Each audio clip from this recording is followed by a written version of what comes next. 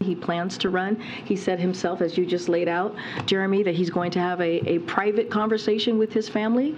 I'm certainly not going to lay out what that conversation could look like or potentially be. That is the president's clearly prerogative to have that conversation with his family, to make that decision. Well, President Biden reportedly spending this holiday mulling a decision over whether to run again in 2024. But many Democrats have dodged when asked if they would support him.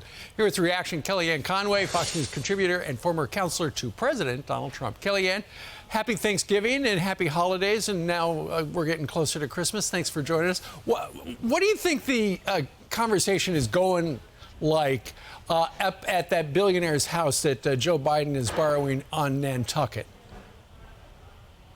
I think it's run, Pops, run. There's no reason for him to step aside if you're the Biden family, and even if you're Joe Biden. Steve, this is a guy who thinks he's FDR. The rest of us think he's MIA, but nobody ever levels with him. Nobody tells him this isn't going well. You're spending too much money on things that we don't need, that we're bankrupting our children's and grandchildren's futures for.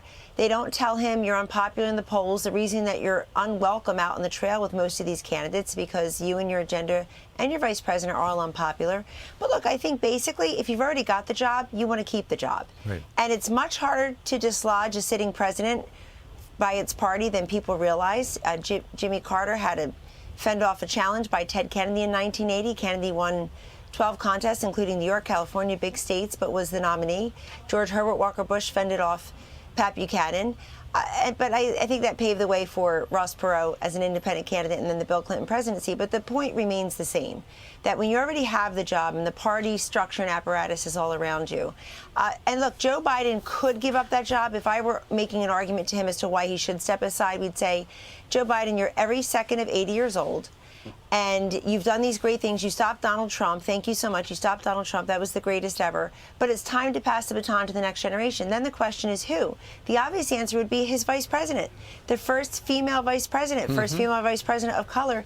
They can't do that, Steve. So I think how awful she is in performing her job, the 19 senior staffers that have voluntarily left her employ, and just how difficult it is for her to communicate, to inspire, to inform us on a daily basis.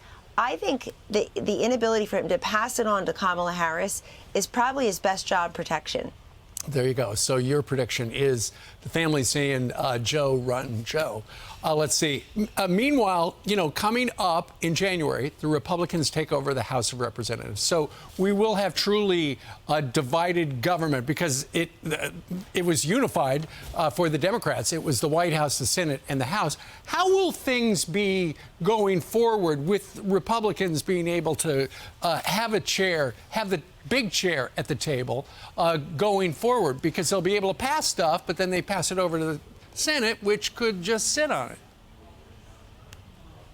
It doesn't matter what happens to it once it passes the House. If it dies in the Senate, if it dies on President Biden's desk, that should be no excuse for not making good on their promises, Steve, and to act on behalf of the American people. They can do stuff on the economy, border, energy, any number of things, crime, education, all of these issues that are still vexing and perplexing most of America. The issue set has not changed. So they can't use that as an excuse or a reason. The second thing is, I think a lot of the bleeding will stop now because the Republicans will take over the House and will be seated in a couple of short weeks, Steve. So already they'll stop all that mindless spending where nobody can even explain what's in the bill. Nobody can even explain why it's called the Inflation Reduction Act when it does no such thing like reduce inflation. John Kerry himself said it's a misnamed bill, but he loves it because it's all about climate change.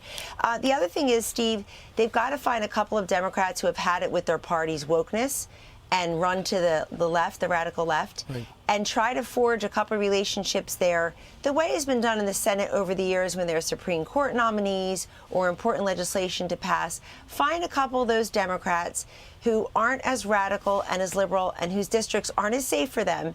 Actually, there are a few of them who were primaried by their party. The party didn't want them there anymore, these Democratic members of Congress. So let's see if they'll work with the Republicans on a couple things. But they've got to get it done. Right. And Steve, happy Thanksgiving to you and the Dew season, everyone. And thanks so much to the troops out there who fight every day away from home so that we can all enjoy Thanksgiving here in our free country with our families. I did some of the cooking yesterday here at my childhood home. Everybody has a pulse this morning. Everybody survived. I'm happy to see that. The kids, the elders, the dogs. So we're all happy. But I do have a question for you. How did Kathy Ducey and you decide which recipes to use from your 3 cookbooks?